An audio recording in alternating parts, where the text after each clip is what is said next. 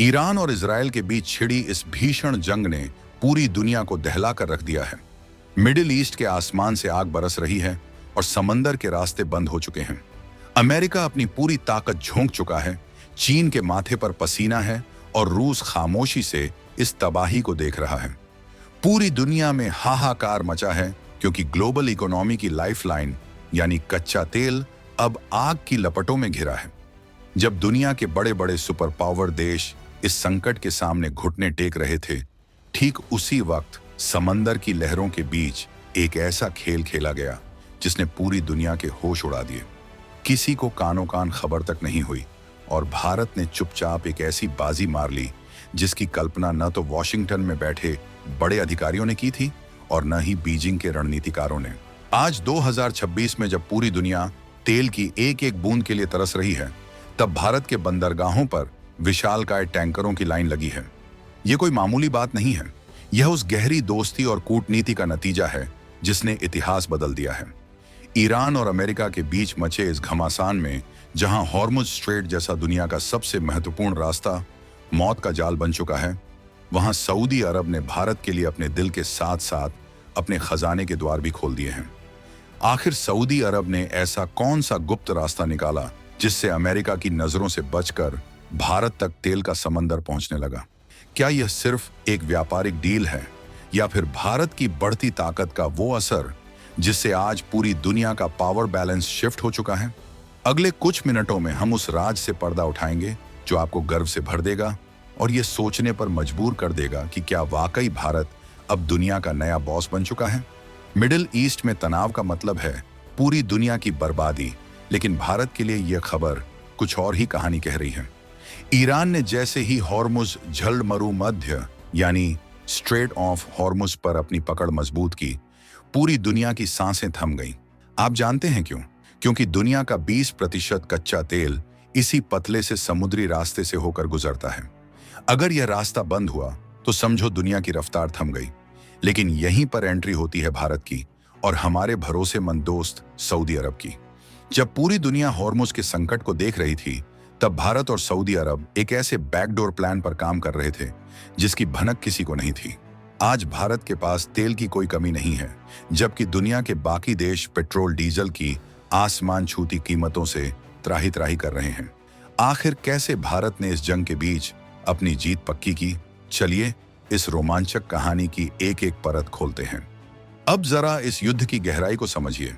2026 की शुरुआत में ईरान और इजराइल के बीच तनाव उस मोड़ पर पहुंच गया जहां से वापसी मुमकिन नहीं थी। अमेरिका ने इजराइल का साथ देने के लिए अपनी नौसेना भेज दी, तो ईरान ने धमकी दे दी कि वह हॉर्मुज स्ट्रेट को पूरी तरह ब्लॉक कर देगा। हॉर्मुज स्ट्रेट वो जगह है जो फारस की खाड़ी को ओमान की खाड़ी से जोड़ती है। यह रास्ता इतना संकरा है कि अगर यहाँ एक भी जहाज को नुकसान पहुंचता है तो पूरा ट्रैफिक हफ्तों के लिए रुक जाता है। और ईरान ने ठीक यही किया। उसने वहां से गुजरने वाले जहाजों पर अपने ड्रोन और मिसाइलों से पहरा बैठा दिया। दुनिया भर के इंश्योरेंस कंपनियों ने जहाजों का बीमा करने से मना कर दिया और तेल की सप्लाई चेन पूरी तरह टूट गई। लेकिन भारत चुप बैठने वालों में से नहीं था। हमारी सरकार और कूटनीतिक टीम ने बहुत पहले ही भांप लिया था कि खाड़ी देशों में कभी भी ब्लास्ट हो सकता है। इसीलिए भारत ने सऊदी अरब के साथ मिलकर एक प्लान बी तैयार किया था। सऊदी अरब के पास 2 दरवाजे हैं, एक सामने का दरवाजा जो हॉर्मुज स्ट्रेट की तरफ खुलता है और दूसरा पिछला दरवाजा जो लाल सागर यानी रेड सी की तरफ खुलता है। दुनिया को लगा कि हॉर्मुज बंद होने से सऊदी का तेल रुक जाएगा, लेकिन यहीं पर सऊदी ने अपना मास्टर स्ट्रोक चला। उसने अपनी विशालकाय ईस्ट वेस्ट पाइपलाइन का इस्तेमाल शुरू कर दिया। यह पाइपलाइन सऊदी अरब के पूर्वी हिस्से में स्थित तेल के कुओं को सीधे पश्चिमी तट पर बसे यानबू बंदरगाह से जोड़ती है। यह करीब 1200 किलोमीटर लंबी पाइपलाइन है। जब ईरान ने हॉर्मुज में रास्ता रोका तो सऊदी ने अपना सारा तेल इस पाइपलाइन के जरिए लाल सागर की तरफ मोड़ दिया। और यहीं से शुरू हुआ भारत का वो मिशन जिसे ऑपरेशन आयल रश कहा जा सकता है। यानबू के बंदरगाह से विशालकाय टैंकर भरे गए और वे सीधे भारत के पश्चिमी तट पर स्थित जामनगर और मुंद्रा जैसे बंदरगाहों की तरफ रवाना हो गए। डेटा की बात करें तो खबर एकदम पक्की है। केपलर यानी जो दुनिया भर के जहाजों पर नजर रखती है, उसके ताजा आंकड़े बताते हैं कि सऊदी अरब के 4 बड़े टैंकर इस वक्त समंदर का सीना चीरते हुए भारत की ओर बढ़ रहे हैं। इनमें 60 लाख बैरल से ज्यादा कच्चा तेल लदा है और ये तो बस शुरुआत है। इस महीने के अंत तक भारत में करीब 1 करोड़ बैरल अतिरिक्त तेल पहुंचने की उम्मीद है। जब दुनिया के बाकी देश इस बात पर माथापच्ची कर रहे थे कि तेल कहां से आएगा, तब भारत ने अपना इंतजाम कर लिया था। पर क्या यह रास्ता इतना आसान था? बिल्कुल नहीं। लाल सागर में भी अपना ही एक अलग खतरा है। वहां यमन के हूती विद्रोही बैठे हैं जिन्हें ईरान का समर्थन हासिल है। वे लाल सागर से गुजरने वाले हर जहाज को अपनी मिसाइलों का निशाना बनाने की कोशिश करते हैं। लेकिन यहां भारत की नौसेना ने अपनी ताकत दिखाई। भारतीय युद्धपोतों ने इन टैंकरों को सुरक्षा कवच प्रदान किया। सऊदी अरब ने भी भारत पर इतना भरोसा दिखाया कि उसने अपनी पाइपलाइन की सीमित क्षमता के बावजूद भारत को प्राथमिकता दी। सऊदी ने एक शर्त जरूर रखी कि वह अपनी कुल क्षमता का एक हिस्सा ही इस रास्ते से भेज पाएगा, क्योंकि पाइपलाइन की लिमिट है, लेकिन उस हिस्से में भारत का कोटा सबसे ऊपर रखा गया। यही तो है नए भारत की ताकत। आज अमेरिका जैसा सुपर पावर भी भारत को कुछ कहने की स्थिति में नहीं है। अमेरिका चाहता था कि भारत रूस से तेल न खरीदे, फिर उसने चाहा कि भारत मिडिल ईस्ट के मामले में दखल न दे। लेकिन भारत ने अपनी विदेश नीति को इंडिया फर्स्ट पर रखा। हमने रूस से भी तेल लिया और अब संकट के समय सऊदी अरब भी हमारे साथ ढाल बनकर खड़ा है। यह भारत की उस शानदार कूटनीति का परिणाम है जिसे पिछले कुछ सालों में बहुत ही बारीकी से बुना गया है। प्रधानमंत्री और सऊदी के क्राउन प्रिंस मोहम्मद बिन सलमान के बीच की केमिस्ट्री आज रंग ला रही है। आप सोच रहे होंगे कि सऊदी अरब भारत के लिए इतना बड़ा रिस्क क्यों ले रहा है। इसका जवाब बहुत ही व्यावहारिक है। भारत दुनिया का सबसे तेजी से बढ़ता हुआ बाजार है। सऊदी अरब को पता है कि भविष्य में चीन की अर्थव्यवस्था डगमगा सकती है, लेकिन भारत की ग्रोथ को कोई नहीं रोक सकता। भारत को तेल बेचना सऊदी के लिए सिर्फ व्यापार नहीं, बल्कि अपनी भविष्य की अर्थव्यवस्था को सुरक्षित करना है। इसलिए जब होर्मुज में ईरान ने अड़ंगा लगाया, तो सऊदी ने भारत के लिए अपना पैक डोर खोल दिया। इस पूरे खेल में चीन कहीं नजर नहीं आ रहा। चीन, जो खुद को एशिया का दादा समझता है, वह इस वक्त तेल की किल्लत से जूझ रहा है। उसकी ज्यादातर सप्लाई होर्मुज के रास्ते ही होती थी और उसके पास सऊदी अरब जैसा कोई बैकअप प्लान तैयार नहीं था। भारत ने यहां भी चीन को मात दे दी है। हमने न केवल अपने लिए तेल सुनिश्चित किया, बल्कि अपनी रिफाइनरीज को भी चालू रखा ताकि हम दुनिया को पेट्रोल और डीजल एक्सपोर्ट कर सकें। जी हाँ, भारत आज सिर्फ तेल खरीद नहीं रहा, बल्कि उसे रिफाइन करके यूरोप और अमेरिका को भी बेच रहा है। जब दुनिया में तेल की कमी है, तब भारत की रिफाइनरीज नोट छाप रही हैं। लेकिन कहानी में अभी एक और ट्विस्ट है। ये जो 1200 किलोमीटर लंबी पाइपलाइन है, इसकी सुरक्षा करना सऊदी अरब के लिए एक बड़ी चुनौती है। अगर ईरान या उसके समर्थित गुटों ने इस पाइपलाइन पर हमला कर दिया, तो भारत की सप्लाई लाइन कट सकती है। लेकिन यहां काम आती है ग्लोबल पॉलिटिक्स। सऊदी अरब ने इस पाइपलाइन के आसपास अपनी डिफेंस मिसाइलें तैनात कर दी हैं और भारत की इंटेलिजेंस एजेंसियां भी पल पल की जानकारी साझा कर रही हैं। यह एक ऐसा गठबंधन बन चुका है जिसे तोड़ना किसी भी दुश्मन के लिए नामुमकिन है। अब बात करते हैं उस यानबू सेंटर की। यह बंदरगाह लाल सागर के किनारे बसा है और यह सऊदी अरब का सबसे आधुनिक ऑयल हब है। यहां से तेल को लोड करना और उसे भारत भेजना होर्मुज के मुकाबले ज्यादा सुरक्षित तो है, लेकिन बाब अल मंदाब के संकरे रास्ते से गुजरना अभी भी एक रिस्क है। लेकिन भारत ने अपनी डिप्लोमेसी से वहां भी शांति बनाए रखी है। भारतीय अधिकारियों ने उन सभी ताकतों से बात की है जो उस इलाके में प्रभाव रखती हैं, ताकि भारत के जहाजों को कोई हाथ न लगाए। यह एक ऐसा अदृश्य सुरक्षा घेरा है जिसे सिर्फ बड़े खिलाड़ी ही समझ सकते हैं। इस पूरे घटनाक्रम ने एक बात साफ कर दी है कि 2026 का भारत किसी के दबाव में आने वाला नहीं है। चाहे वह अमेरिका की पाबंदियां हों या ईरान का युद्ध, भारत अपना रास्ता खुद बनाना जानता है। जब पूरी दुनिया महंगाई की आग में जल रही है, तब भारत में पेट्रोल की कीमतें स्थिर हैं। यह कोई जादू नहीं है, बल्कि यह उस दूरदर्शी सोच का नतीजा है जिसने भारत के स्ट्रेटेजिक पेट्रोलियम रिजर्व को पहले ही भर लिया था और अब नए रास्तों से तेल मंगवा रहा है। सऊदी अरब का भारत की ओर यह झुकाव पाकिस्तान जैसे देशों के लिए एक बहुत बड़ा झटका है। पाकिस्तान, जो हमेशा सऊदी को अपना इस्लामिक भाई बताता था, आज किनारे लगा दिया गया है। सऊदी को समझ आ गया है कि असली ताकत और असली दोस्ती भारत के पास है। भारत ने कभी भी सऊदी के आंतरिक मामलों में दखल नहीं दिया, बल्कि हमेशा एक मजबूत आर्थिक साझेदार के रूप में हाथ बढ़ाया। आज उसी निवेश और उसी भरोसे का फल हमें मिल रहा है। लेकिन क्या आपको लगता है कि ईरान इस बात से खुश होगा? बिल्कुल नहीं। ईरान देख रहा है कि सऊदी अरब कैसे भारत की मदद कर रहा है। ईरान के लिए यह एक कूटनीतिक हार है। उसने सोचा था कि हॉर्मुज बंद करके वह पूरी दुनिया को घुटनों पर ले आएगा, लेकिन भारत ने तो नया रास्ता ही ढूंढ लिया। यह ईरान के लिए एक कसी हुई चेतावनी भी है कि वह भारत जैसे बड़े खिलाड़ी को नजरअंदाज नहीं कर सकता। भारत ने हमेशा ईरान के साथ भी अच्छे संबंध रखे हैं, लेकिन जब बात देश की ऊर्जा सुरक्षा की आती है तो भारत किसी भी समझौते के मूड में नहीं रहता। इस पूरे मामले में एक और दिलचस्प पहलू है, अमेरिका की चुप्पी। अमेरिका देख रहा है कि भारत सऊदी से तेल ले रहा है, रूस से तेल ले रहा है और अपनी शर्तों पर दुनिया चला रहा है। अमेरिका चाह कर भी कुछ नहीं कह पा रहा, क्योंकि उसे पता है कि आज की ग्लोबल सप्लाई चेन में भारत के बिना एक पत्ता भी नहीं हिल सकता। अगर भारत ने अपनी रिफाइनरीज बंद कर दी तो न्यूयॉर्क और लंदन की सड़कों पर गाड़ियां रुक जाएंगी। ये भारत की वो सॉफ्ट पावर है जिसका लोहा आज पूरी दुनिया मान रही है। आंकड़ों की गहराई में जाएं तो पता चलता है कि भारत अपनी जरूरत का 85% तेल आयात करता है। इस विशाल जरूरत को पूरा करना किसी भी सरकार के लिए सबसे बड़ी चुनौती होती है, लेकिन पिछले कुछ सालों में भारत ने अपने सप्लायर्स की लिस्ट को इतना डाइवर्सिफाई कर दिया है कि अब हम किसी एक देश के भरोसे नहीं हैं। कभी हम इराक पर निर्भर थे, कभी सऊदी पर, लेकिन आज हमारे पास रूस, अमेरिका, ब्राजील और अफ्रीका के कई देश विकल्प के रूप में मौजूद हैं। और अब सऊदी का यह नया रेड सी रूट हमारे लिए एक ब्रह्मास्त्र साबित हुआ है। जरा सोचिए, अगर सऊदी अरब यह कदम नहीं उठाता तो क्या होता?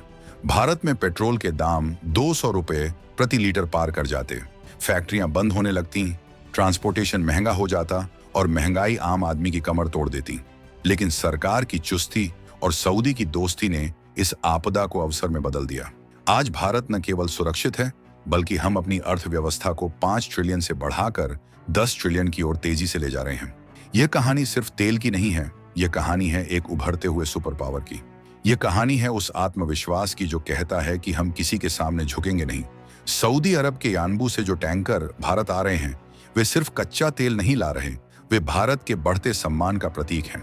वे इस बात का सबूत हैं कि जब दुनिया बंटी हुई होती है, तब भारत सबको जोड़ने और अपना रास्ता निकालने की कला में माहिर हो चुका है। इस पूरे थ्रिलर में क्लाइमैक्स अभी बाकी है। ईरान और इजराइल की जंग किस मोड़ पर जाएगी, कोई नहीं जानता।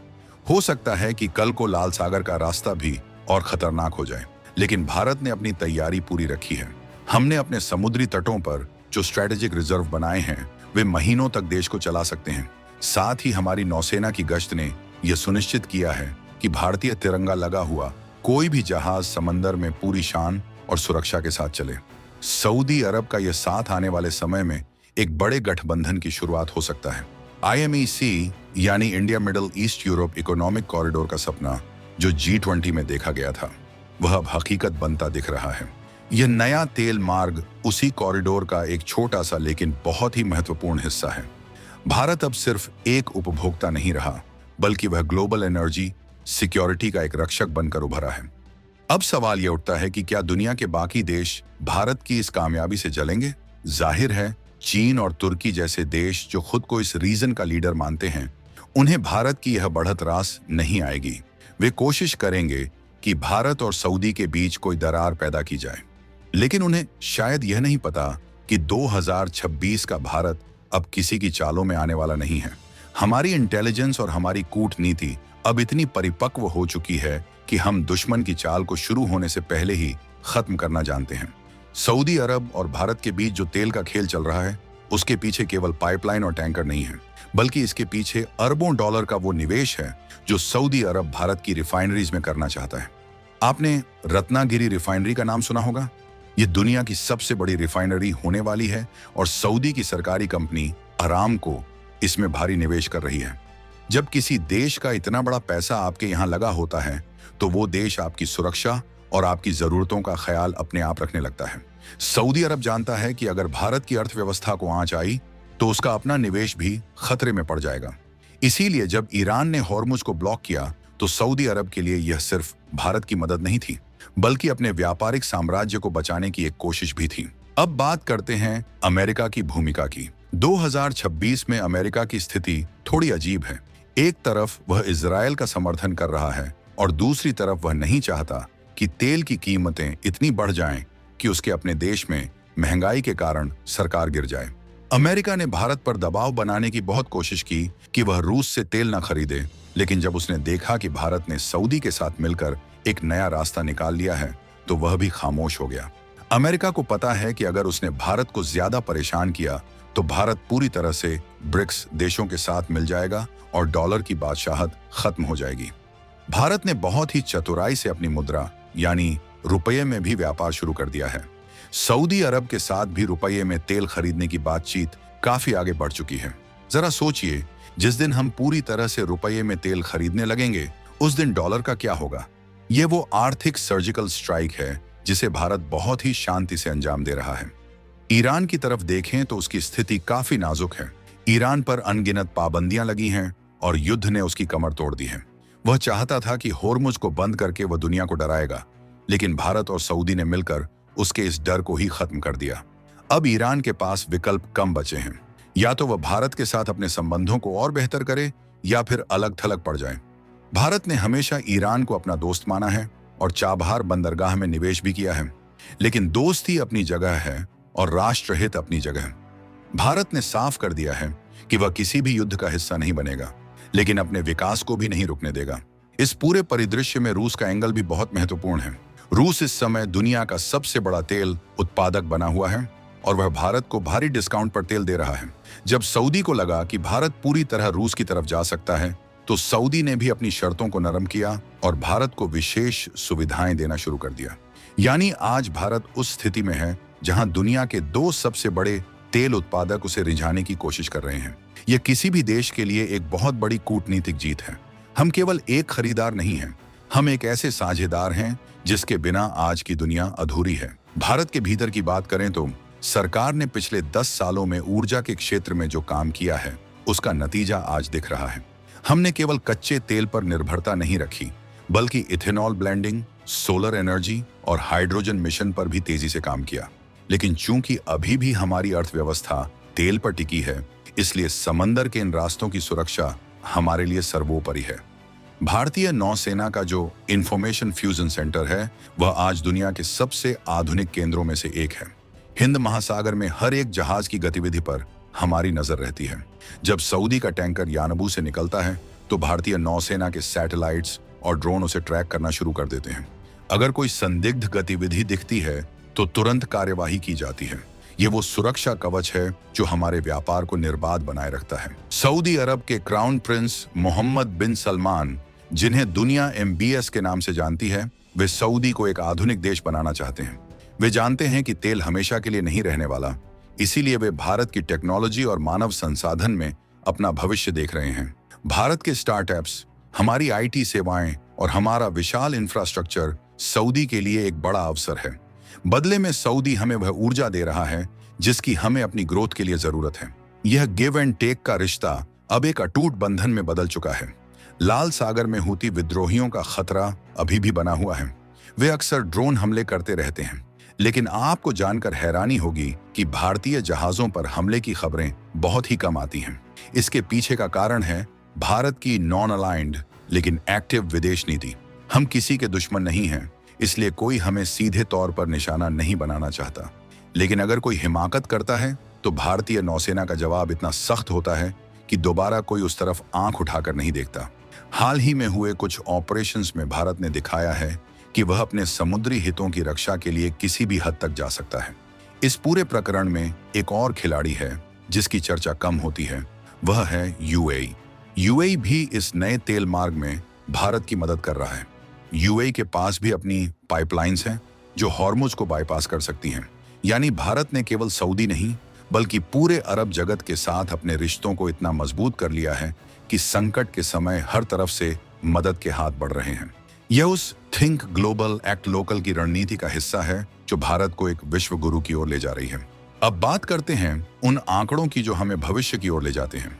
2026 तक भारत की तेल खपत 5.5 मिलियन बैरल प्रतिदिन तक पहुंच गई है। इसे पूरा करने के लिए हमें हर महीने कम से कम 150 से 200 बड़े टैंकरों की जरूरत होती है।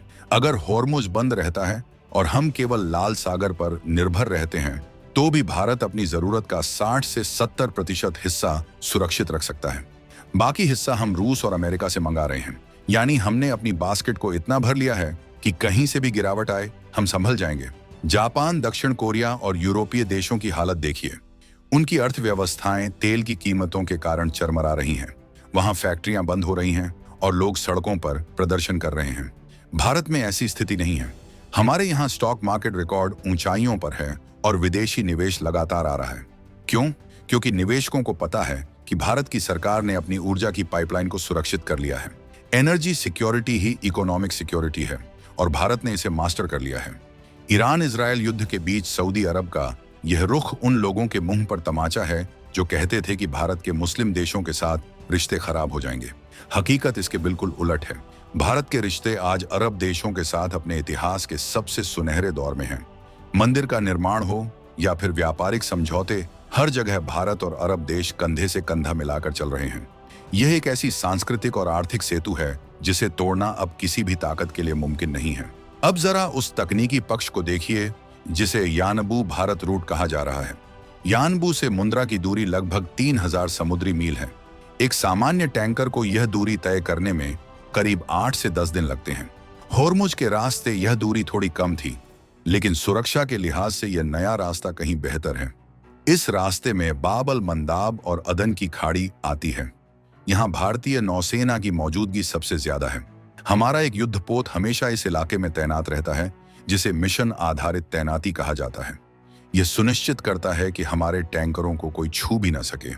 जब हम तेल की बात करते हैं तो हमें इसके आर्थिक प्रभाव को भी समझना होगा।